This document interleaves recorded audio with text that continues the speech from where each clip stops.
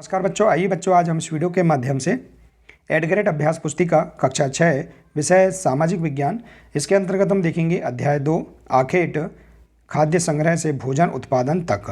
देखिए बच्चों, हम इसमें दिए गए सभी प्रश्नों के आंसर बहुत ही सरल तरीके से पूर्ण कर सकते हैं। देखिए दिया है यहाँ पर प्रश्न। बच्चों हमें इन प्रश्नों के आंसर पाठ्यपुस्तकों से ढूंढकर ही हमें लिखना है। यहाँ पर निर्देश दिए गए हैं, प्रश्न क्रमांक दिए गए हैं प्रश्नों के लिए, इनसे देखकर आप आसानी से आंसर लिख सकते हैं। तो देखिए पहला प्रश्न का आंसर है आखेटक खाद्य संग्रह किसे कहा जाता था। तो देखिए इसका आंसर आप इतिहास की पाठ्यपुस्तक के प्रश्न क्रमांक 11 से उत्तर देख सकते हैं। तो देखिए आंसर आखेटक खाद्य संग्रह हम उन लोगों को जानते हैं जो इस उपमहाद्वीप में 20 लाख साल पहले रहा करते थे। आज हम उन्हें आखेटक खाद्य संग्रह के नाम से जानते थे। मतलब जो 20 साल पहले के जो लोग रहे उपमहाद्वीप में रहते थे उन्हें हम आखेटक खाद्य संग्रह के रूप में जानते थे। इसके बाद है अगला प्रश्न, आरंभिक मानव पत्थरों, लकड़ियों और हड्डियों के औजारों का उपयोग किस किस कार्यों में करते थे। तो देखिए औजारों का उपयोग फल फूल काटने, हड्डियों और मांस काटने तथा पेड़ों की छाल और जानवरों की खाल उतारने के लिए किया जाता था। ठीक है, तो इस प्रकार से आप इस प्रश्न का आंसर बता सकते हैं। इसके बाद अगला प्रश्न, आरंभिक मानव धीरे धीरे किस प्रकार पशुपालक बन गए। इस प्रश्न का आंसर आप प्रश्न क्रमांक 16 में देख सकते हैं। आरंभिक मानव अपने घरों के आसपास चारा रखकर जानवरों को आकर्षित कर उन्हें पालतू बनाया होगा। सबसे पहले जंगली जानवरों को पालतू बनाया गया, वह कुत्ते का जंगली पूर्वज था। धीरे धीरे लोग भेड़, बकरी, गाय जैसे जानवरों को पालने लगे और पशुपालक बन गए। तो इस प्रकार से आप इस प्रश्न का आंसर बता सकते हैं। इसके बाद देखिए अगला प्रश्न, प्रश्न 4 है, आरंभिक मानव की किस प्रक्रिया को बसने की प्रक्रिया कहा जाता है।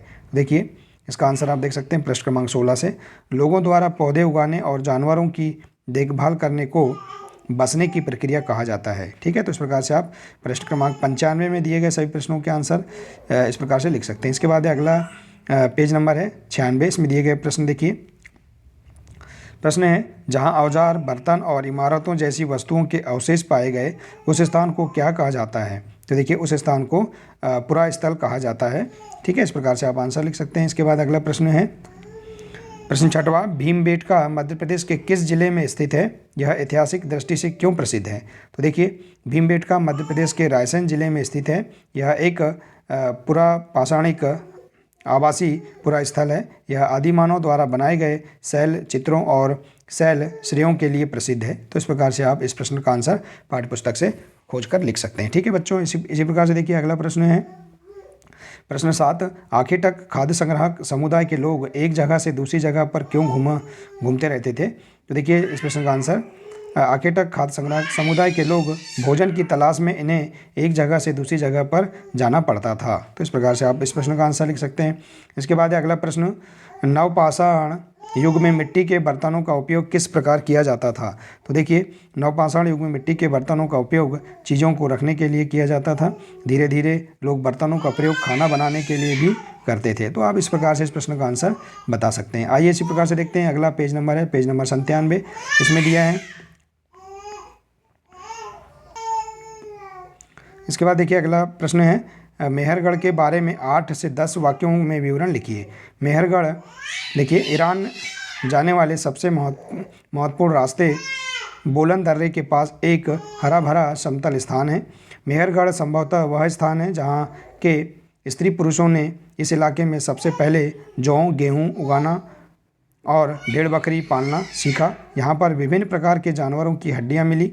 इसमें चौकोर तथा आयताकार घरों के अवशेष भी मिले। तो इस प्रकार से आप मेहरगढ़ के बारे में 8 से 10 वाक्य बना सकते हैं, लिख सकते हैं। ठीक है बच्चों, इसी प्रकार से देखिए अगला प्रश्न है, दिए गए रेखा मानचित्र में निम्नलिखित को दर्शाइए। देखिए यहाँ पर रेखा मानचित्र है, इसमें दर्शाना है भीमबेटका, बुर्जहोम, इनामगांव, हुजगी, ब्रह्मगिरी, हल्लूर, महागड़ा, कुरनूल गुफाएँ, कोल्डी हवा, मुंबई, पय्यमपल्ली, कृष्णा, कावेरी तथा नर्मदा नदी। तो इस प्रकार से आप देखिए यहाँ इस मानचित्र पर यहाँ पर इन सभी को दर्शा सकते हैं। देखिए इस प्रकार से देखिए बच्चों,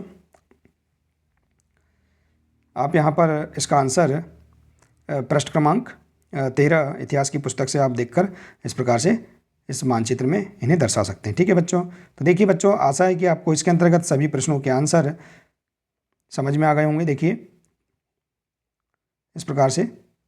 तो बच्चों आज के लिए सिर्फ इतना ही है, मिलते हैं इसी प्रकार से अगले पार्ट में। नमस्कार।